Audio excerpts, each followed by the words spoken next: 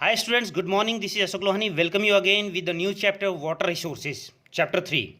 Students, I have left chapter 2 because this is not in your course. CBSE has removed chapter 2, forest and wildlife. So we will start chapter 3, water as resources, right? So let's begin. The topic is water resource. Why do we consider water as resource? Because we use water. Earth is the only planet where water exists, right and the life depends on water. हम लोग class 6 से लेकर अब तक पानी के बारे में पढ़ते आ रहे हैं. We study about the water since class 6. The importance of water, why do we use water, what is the sources from where we get water. तो ये चीज़ें हम बचपन से पढ़ते आ रहे हैं और पढ़ाते आ रहे हैं, राइट. तो क्लास 10th में हम लोग इसको डीपली पढ़ने जा रहे हैं. So just pay attention over here. What do you mean by water? आपसे क्वेश्चन पूछना चाहूँगा. I would like to ask you the question regarding water. What is water? Don't say sir pani. The definition of water will be the combination of two elements, hydrogen and oxygen, which forms a molecule of water, droplet of water, right.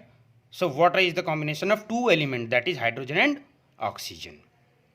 You know 70% of the earth crust is covered with water.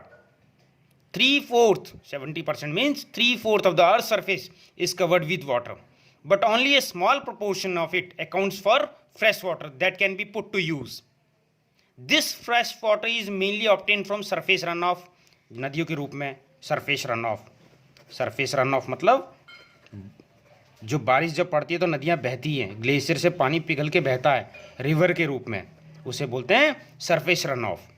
Surface run of and underground water. This fresh water is mainly obtain from surface run of and ground water that is continually being renewed and recharged through the hydrological cycle.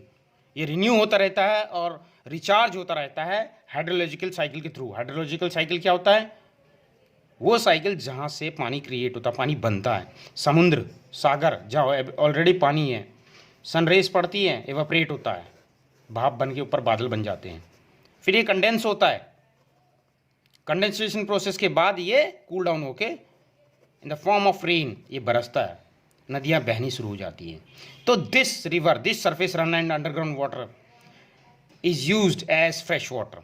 इसे हम fresh water के रूप में इस्तेमाल करते हैं, ना कि समुद्र के पानी का, because it is saline in nature. We can not use sea water, right. Students, आप लोग सरप्राइज होंगे कि मैंने